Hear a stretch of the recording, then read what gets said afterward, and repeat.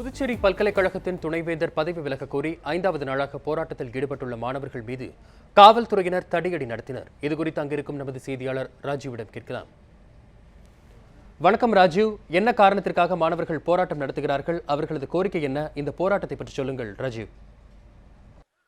அதாவது புதுவை பல்கலைக்கழகத்தில் துணைவேந்தராக பதவி வகிக்கக்கூடிய சந்திரா கிருஷ்ணமூர்த்தி பதவி நியமனத்தில் பல்வேறு முறைகேடுகள் நடந்துள்ளதாகவும், அதேபோல் அவர் பதவி வகித்த இந்த இரண்டு ஆண்டுகளாக பல்கலைக்கழகத்தில் எந்த ஒரு அடிப்படை வசதியும் செய்து தரப்படவில்லை.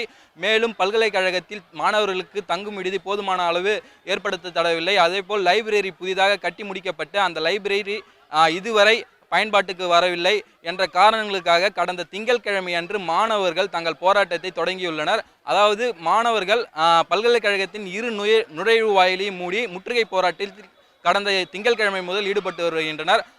அதேபோல் இன்று 5வது நாளாக மாணவர்கள் நுழைவு வாயிலை மூடி முற்றுகை போராட்டத்தில் ஈடுபட்டு வந்தனர்.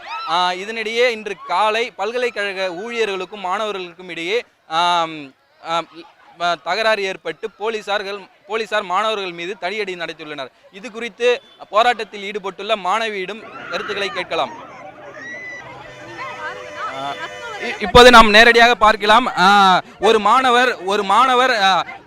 மாணவர் அடித்து ரத்தம் வரும் அளவிற்கு அடித்திருக்கிறார்கள். அதன் நேரடி காட்சிகளை நம்ம பார்க்கலாம்.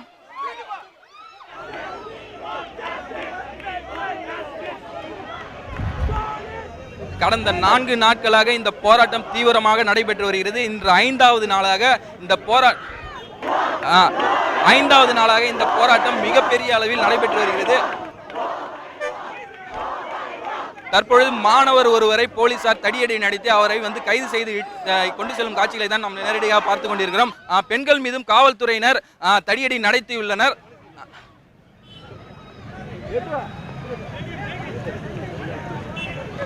இந்த மாணவர்களின் ஒரே கோரிக்கை, மத்திய மனிதவள மேம்பாட்டுத்துறை பல்கலைக்கழக விவகாரத்தில் உடனடியாக தலையிட்டு துணைவேந்தரை பதவி நீக்க வேண்டும் என்பதே இவர்களோட ஒரே கோரிக்கை.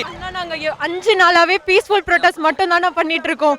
இவங்க தானே அராஜகம் பண்ணி உள்ள எங்களை அடிக்கிறாங்கண்ணா, பொம்பளை பிள்ளைங்கன்னு கூட பார்க்காம பிடிச்சி தள்ளுறாங்கண்ணா, அரையிறாங்கண்ணா. நீங்களே பார்த்தீங்க, ரத்தம் வர வர நாயை விட மோசமா அடிச்சு ரோட்ல காலால இழுத்துட்டு போறாங்கண்ணா. நாங்க கெஞ்சுறோம்ண்ணா, விட்டுருங்க ப்ளீஸ்னு.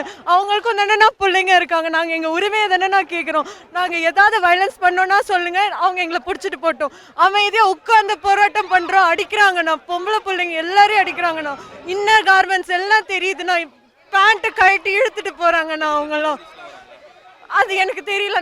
நான் கேட்ட வர ஒரு போலீஸே சொல்றாங்க, மீடியா 5 நிமிஷம் ஆஃப் பண்ணுங்க, நாங்க எல்லாரையும் அடிச்சு துரத்துறோம்னு. இதெல்லாம் என்ன பேச்சுனா?